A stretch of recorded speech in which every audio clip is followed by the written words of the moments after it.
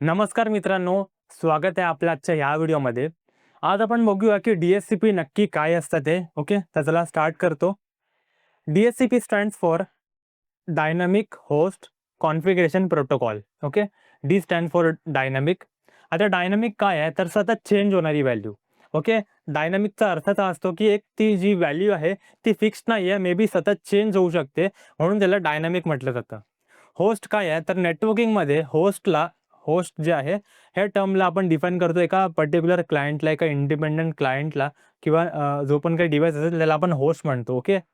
Configuration काय आहे, तर त्या डिव्हाइसला, त्या क्लायंटला आयपी ॲड्रेस असाइन करणं हे जे आहे ते कॉन्फिगरेशन झालं. ओके. म्हणजे आपण काहीतरी कॉन्फिगर करतो त्याच्यामध्ये. प्रोटोकॉल काय आहे, तर एक सेट ऑफ रूल्स असतो, म्हणजे काहीतरी डिफाईन केलेले रूल्स असतील, त्यानुसार तो प्रोटोकॉल जो तो वर्किंग करतोय त्याला म्हटलं जातं प्रोटोकॉल. ठीक आहे.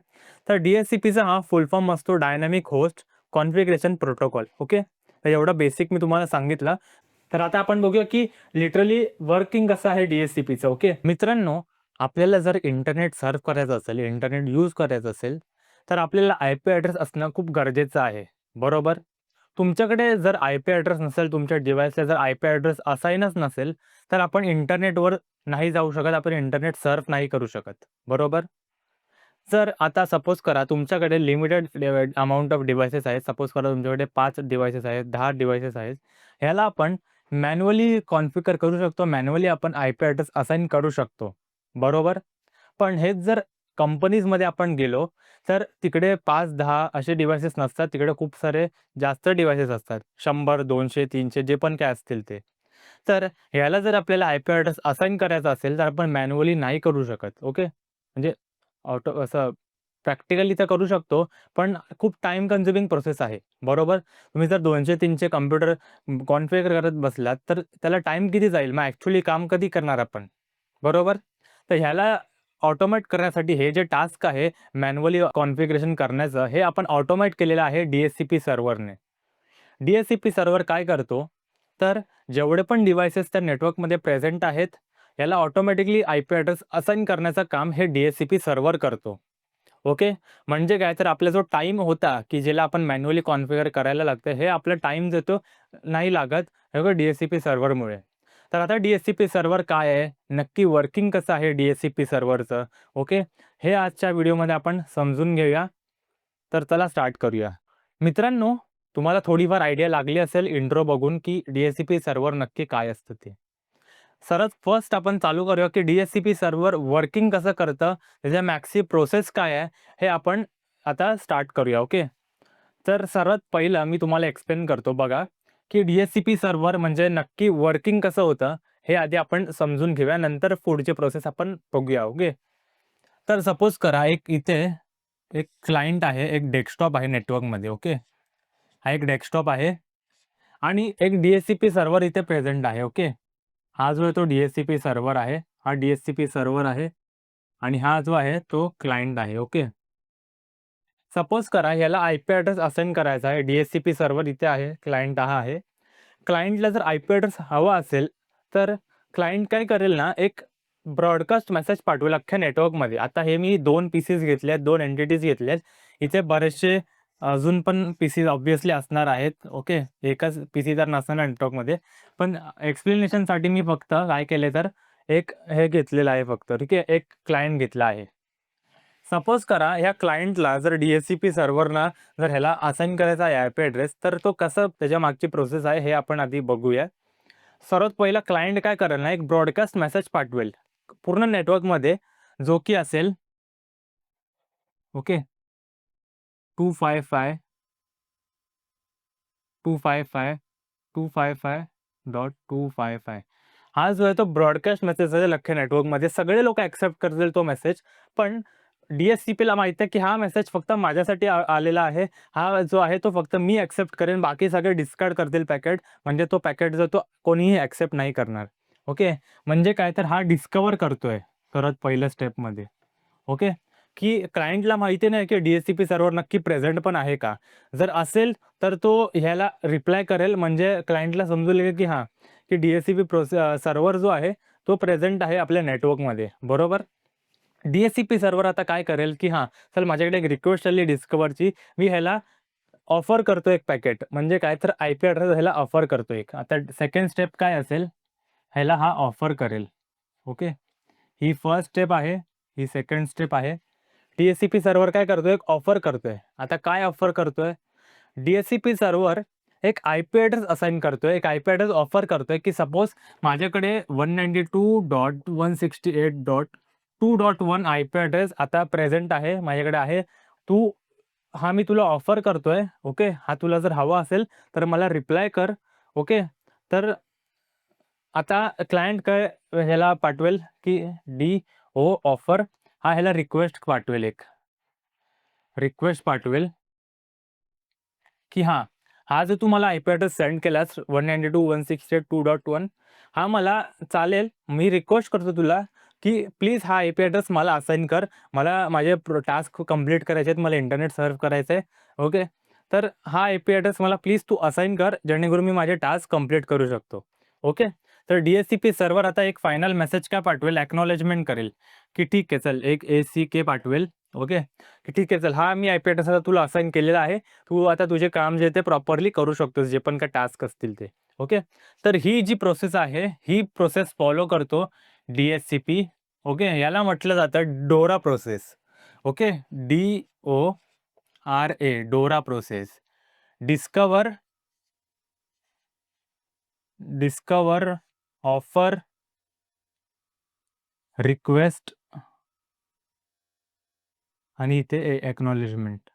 ओके, आधी सर्वात पहिलं काय होईल, तर क्लायंट डिस्कवर करेल. काय डिस्कवर करेल, की वेदर DHCP सर्व्हर प्रेझेंट आहे की नाही आहे.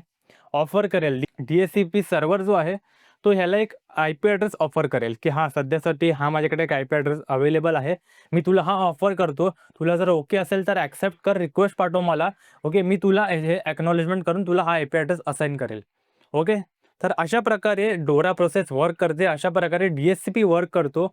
अशा प्रकारे DHCP जो तो एका पर्टिक्युलर क्लायंटला okay I P address assign करतो. आता बाकी पण जेवढे नेटवर्कमध्ये डिव्हाइसेस कनेक्टेड आहेत त्याला पण सेम हीच प्रोसेस फॉलो होते. ओके, तर होप करतो मी तुम्हाला DHCP आय पी ॲड्रेस कसा असाइन करतो हे तुम्हाला कळालं असेल. मी एकदम सिंपल फॉर्मॅटमध्ये एक्सप्लेन केलेलं आहे. काही डाऊट्स असतील तर तुम्ही कमेंट्समध्ये आम्हाला विचारू शकता. मी माझे हँड रिटन नोट्ससुद्धा खाली डिस्क्रिप्शनमध्ये असाइन केलेले आहेत. ते तुम्ही डाउनलोड करून ओके बघू शकतात. त्याने अजून तुम्हाला क्लिअर होऊन जाईल. तर मी होप करतो तुम्हाला एवढं समजलं असेल. आता आपण नेक्स्ट पॉइंट्स बघूया DHCPचे. काय-काय पॉइंट्स अजून आपल्याला आहेत ते DHCPमध्ये. ओके, तर त्याला स्टार्ट करतो. तर मित्रांनो, आता मी काही बेसिक पॉइंट्स जे आहेत ते मी कव्हर करतो DHCPचे. ओके, ते काय आहे तर ते आपण बघूया. हे पण इम्पोर्टंट पॉइंट्स आहेत. प्लीज नोट करून घ्या आणि अंडरस्टँड करा नक्की काय आहे ते.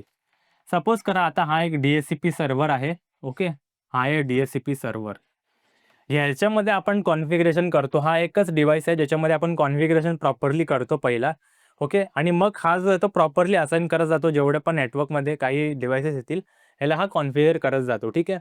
तर DHCP सर्व्हरमध्ये आपण आहे ना एक DHCP स्कोप असाइन करतो. DHCP scope.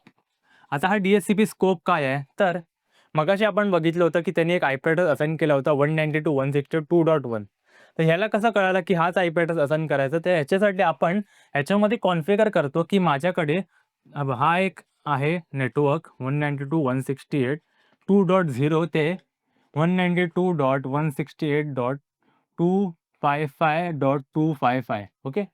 ह्या रेंजमध्ये तू कुठलाही आयपी कोणालाही असाइन कर. ठीक आहे. सॉरी, हे चुकलंय. 2.255. ओके. हा आयपी ॲड्रेस आहे. तर ह्या रेंजमधून तू कुठलाही आयपी असाइन कर. ओके. एवढे आयपी ॲड्रेसेस आपल्याकडे अवेलेबल आहेत. तर ह्या रेंजमधून तू काहीही असाइन करू शकतोस. आपल्याकडे जेवढे पण पीसीज येतील ह्याच्यामधून तू कुठलाही आयपी ॲड्रेस असाइन कर. ओके. तर ह्याला म्हटलं जातं DHCP स्कोप. म्हणजे काय, तर एक पर्टिक्युलर रेंज आपण त्याला असाइन करतोय, की ह्या रेंजमध्येच तुला आयपी ॲड्रेसेस असाइन करायचे आहेत. ओके. आता नेक्स्ट पॉइंट काय आहे? हा एक पहिला पॉइंट झाला DHCP स्कोप. सेकंड पॉइंट काय आहे? सेकंड पॉइंट आहे, सध्यासाठी हे जे 2 पॉइंट्स मी आता तुम्हाला सांगेन ना, हे सध्यासाठी फक्त नोट करून घ्या. कुठेतरी माइंडमध्ये स्टोअर करून ठेवा. नेक्स्ट येणाऱ्या व्हिडिओजमध्ये आपण जेव्हा कंप्लीटली बघू ना हे टॉपिक्स, तेव्हा तुम्हाला कंप्लीटली समजेल, की मी हे काय बोलत होतो ते. ठीक आहे. तर नेक्स्ट पॉइंट आहे, हा जो DHCP आहे ना, DHCP works on DHCP works on UDP. Okay. DHCP जो आहे तो UDP प्रोटोकॉल जो तो यूज करतो. आता UDP काय आहे हे मे बी तुम्हाला माहिती असेल तर चांगली गोष्ट आहे. तुम्हाला समजेल की UDP हा जो आहे तो प्रोटोकॉल यूज करतो. TCP UDP काय आहे हे आपण नेक्स्ट व्हिडिओमध्ये बघूया. सध्यासाठी एवढंच लक्षात ठेवा की DHCP works on UDP. Third point काय आहे? आता थर्ड पॉइंट पण इम्पॉर्टंट आहे की DHCP works on port number 67 आणि 68. आता हे काय आहे पोर्ट नंबर 67, 68? तर हे जे 2 आहेत ते काय बोलतात त्याला रिक्वेस्ट आणि रिसीव्ह करण्याचे जे पॅकेट्स आहेत, तो ह्या नंबरवरती ते लोकं रिसीव्ह करतायत. हे आता काय आहे हे मी तुम्हाला शॉर्टमध्ये एक्सप्लेन करतो, की हे तुम्ही नोट करून ठेवा. आता हा जो पॉइंट होता थर्डवाला हा मी तुम्हाला एक्सप्लेन करतोय. ठीक आहे. हे पण मी इरेज करतो. पोर्ट नंबर 67, 68 काय आहे तर हा जो मगाशी सिनेरिओ होता एक क्लायंटचा, हा क्लायंट आहे आणि हा जो आहे तो सर्व्हर आहे. ओके. हा सर्व्हर आहे. आता जेव्हा पण क्लायंट पॅकेट्स पाठवत होता, त्याला DORA प्रोसेस लक्षात ठेवा.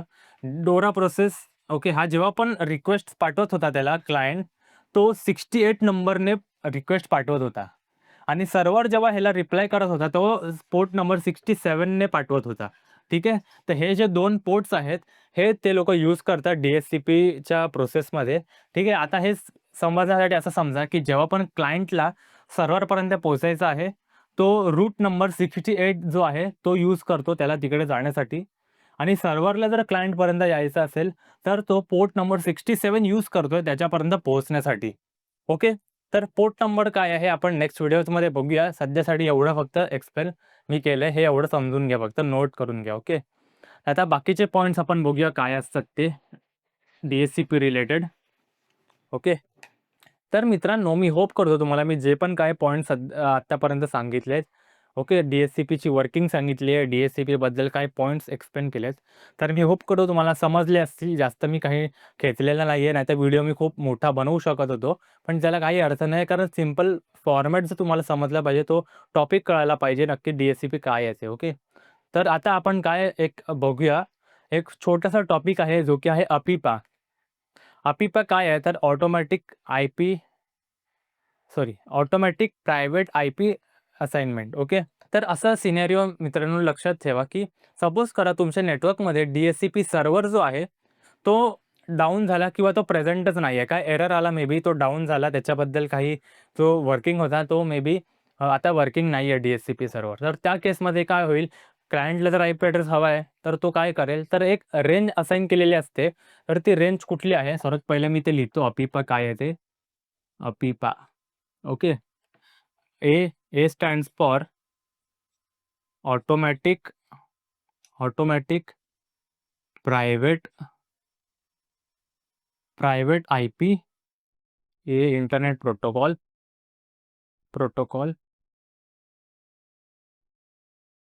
ए स्टँड फॉर ॲड्रेसिंग. ठीक आहे. तर हा जो आहे तो फुल फॉर्म आहे अपिपाचा, automatic private IP addressing. Okay. हा एवढं नोट करून घ्या. मी तुम्हाला काय सांगत होतो, की जेव्हा अपिपा जेव्हा रन होतो ना, म्हणजे काय तर सपोज करा DHCP सर्व्हर इथे होता. ओके. हा जो आहे तो काही कारणामुळे फेल झाला. ओके. काहीतरी एरर आला त्याच्यामुळे तो आता वर्किंग नाहीये, तो आता डाउन झालेला आहे. तर ह्या केसमध्ये अपिपा जो आहे, तो अपिपा वर्किंगमध्ये येईल. अपिपा काय आहे तर एक रेंज आहे IP ॲड्रेसची 169.0.0.0 ते 169.254 ते 255.255. ओके. ही एक रेंज आहे अपिपा. तर काय होईल जर DHCP सर्व्हर प्रेझेंट नसेल किंवा DHCP सर्व्हर डाउन झाला, तर ह्या रेंजमधली IP ॲड्रेस कुठलीतरी असाइन केली जाईल क्लायंटला. म्हणजे काय तर जो आपण मगाशी 2.1 जो असाइन केला होता, ते असाइन न करता तर ह्यातली कुठलीतरी मे बी असा IP ॲड्रेस असू शकतो 192.168.0.0.1. ओके. असा IP ॲड्रेस असाइन तर होत नाही. मी एक्झाम्पल देतोय, की हा एक IP ॲड्रेस एका क्लायंटला ओके, PC1ला हा IP ॲड्रेस असाइन होईल. मे बी PC2 असेल तर त्याला पण काहीतरी IP ॲड्रेस याच रेंजमधला IP ॲड्रेस असाइन होईल ऑटोमॅटिकली. तर हे असतं अपिपा, ज्याच्यामध्ये जर DHCP फेल झाला तर ह्या रेंजमधली जी आहे ती IP ॲड्रेस त्याला असाइन केली जाईल. ओके. रेंज नोट करा. ही पूर्ण सबनेट जो आहे, हा जो पूर्ण सबनेट आहे, ह्याच्यामधला कुठलातरी IP ॲड्रेस असाइन केला जाईल अपिपामध्ये. ओके. ते होप करतो मी तुम्हाला अपिपा पण समजलं असेल आणि हे अपिपा पण आहे ते इम्पॉर्टंटच टॉपिक आहे जो की DSCP सर्व्हरमध्ये येतो. ओके. तर आपण नेक्स्ट बघूया. तर मित्रांनो, आतापर्यंत मी होप करतो मी तुम्हाला जेवढं पण एक्सप्लेन केलं DSCPचे काय पॉइंट्स, अपिपा वगैरे हे तुम्हाला प्रॉपरली कळाले असतील. काय डाउट्स असतील तर प्लीज मला कमेंट्समध्ये विचारा. आता ह्याच्या नेक्स्टमध्ये ह्याच्यानंतर जो पार्ट येईल ह्याच्यामध्ये मी प्रॅक्टिकल व्हिडिओ अटॅच केलेला आहे एक DSCP सर्व्हरचा, की आपण प्रॅक्टिकली DSCP सर्व्हर कसं कॉन्फिगर करतो, DSCP सर्व्हर कसं वर्किंग आहे ॲक्चुअली हे मी तुम्हाला एक्सप्लेन केलेलं आहे. पॅकेट ट्रेसरमध्ये आपण प्रॅक्टिकल केलेलं आहे. तर तो व्हिडिओ पण बघा. त्याच्यामध्ये तुम्हाला अजून क्लिअर होईल की DSCP नक्की वर्किंग कसं आहे. तर मी होप करतो तुम्हाला व्हिडिओ हा इथपर्यंत कळाला असेल, समजला असेल, आवडला असेल, काही सजेशन्स असतील तर प्लीज मला खाली कमेंट्समध्ये तुम्ही सांगा. ओके. आणि मी हँड रिटन नोट्स पण दिलेले आहेत, ते पण तुम्ही डाउनलोड करा. तर व्हिडिओ बघण्यासाठी धन्यवाद. Thank you. जय महाराष्ट्र. तर मित्रांनो, मी होप करतो तुम्हाला DSCP वगैरे सर्व समजलेलं आहे. आता आपण प्रॅक्टिकल बघूया की DSCPचं नक्की प्रॅक्टिकल कसं असतं ते. ओके. तर 2 मेथड मी तुम्हाला सांगणार आहे आजच्या व्हिडिओमध्ये प्रॅक्टिकलमध्ये. एक तर आहे आपण सर्व्हर डायरेक्टली घेऊया की सर्व्हरमध्ये आपण कसं कॉन्फिगर करू शकतो DSCP सर्व्हर आणि सेकंड मेथड आपण बघूया की आपण स्विचवरती कसं आपण कॉन्फिगर करू शकतो DSCP. तर सर्वात पहिलं आपण स्टार्ट करूया. DSCP सर्व्हरमध्ये आपण कसं कॉन्फिगरेशन करू शकतो ते. ओके. तर चला स्टार्ट करतो. तर सर्वात पहिलं तर आपल्याला एक पीसी घेऊया. ठीक आहे. 2 घेऊया पीसीस. त्याच्यानंतर आपल्याला इथे सर्व्हरमध्ये जायचं आहे. सर्व्हर्स घेऊया आपण. तर त्याआधी आपण एक स्विच पण घेऊया. तर इथे मी स्विच घेतो एक. ठीक आहे. स्विच कनेक्ट केला आणि त्याच्यानंतर आपण एक सर्व्हर घेऊया. ठीक आहे.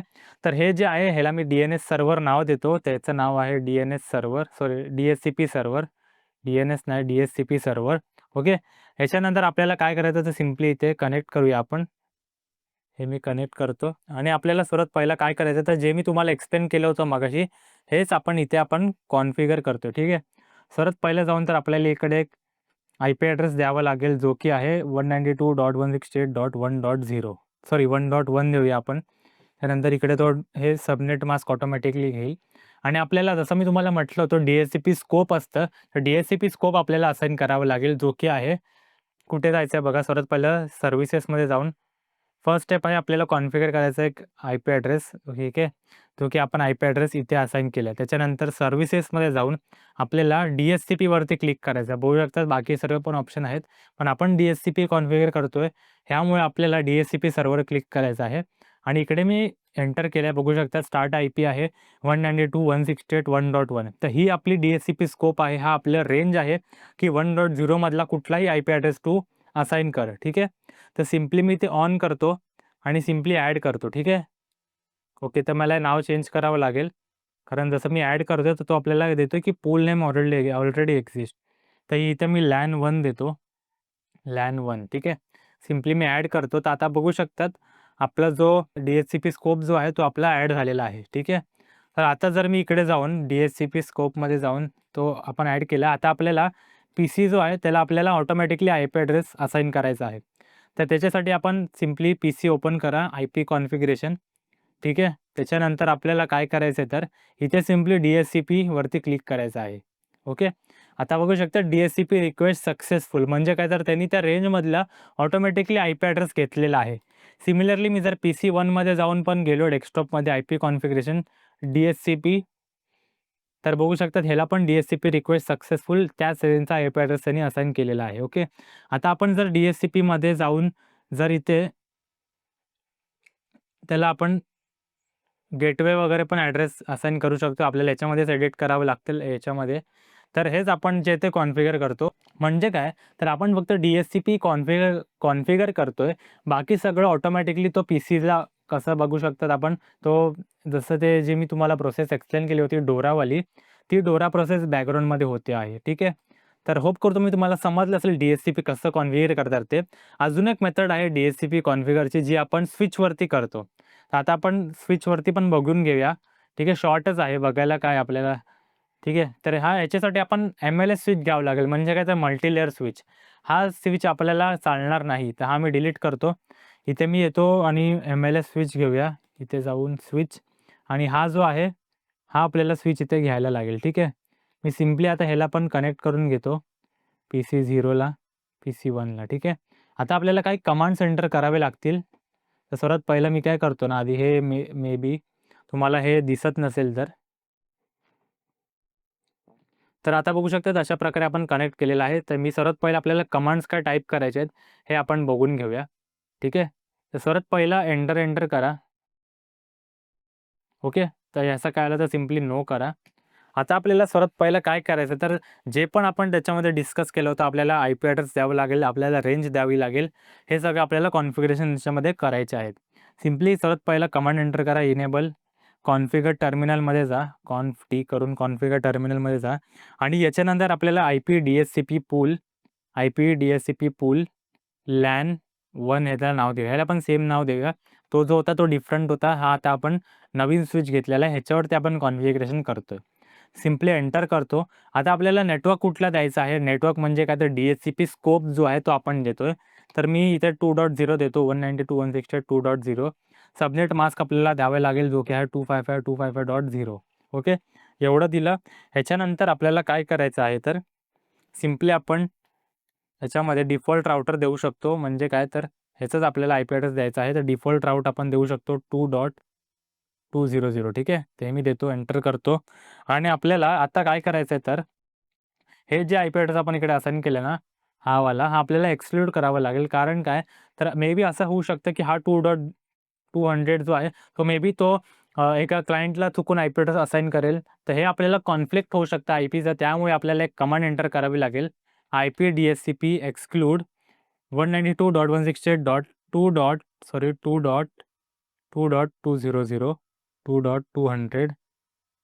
Okay, enter. सॉरी इथे आपल्याला स्पेस नाही, सॉरी स्पेसचा इश्यू नाही आहे. हे इथे 192 करायचं आहे. ठीक आहे. ओके, हे मी एंटरच केलं.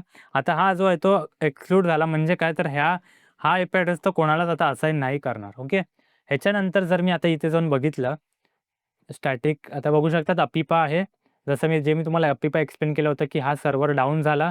तो सर्व्हर आपण डिलीट केला. तर ह्याच्यामुळे इथे अपिपाचा आय-पी ॲड्रेस बघू शकतात असाइन झालेला आहे. तर मी परत एकदा डी-एच-सी-पीला जातो. तर बघू शकतात खूप वेळ घेतोय आणि हे इथे फेल्ड होणार आहे आता. बघू शकतात अपिपा आला परत म्हणजे काय तर एवढी कॉन्फिगरेशन करून पण आपला डी-एच-सी-पी वर्किंग नाही आहे.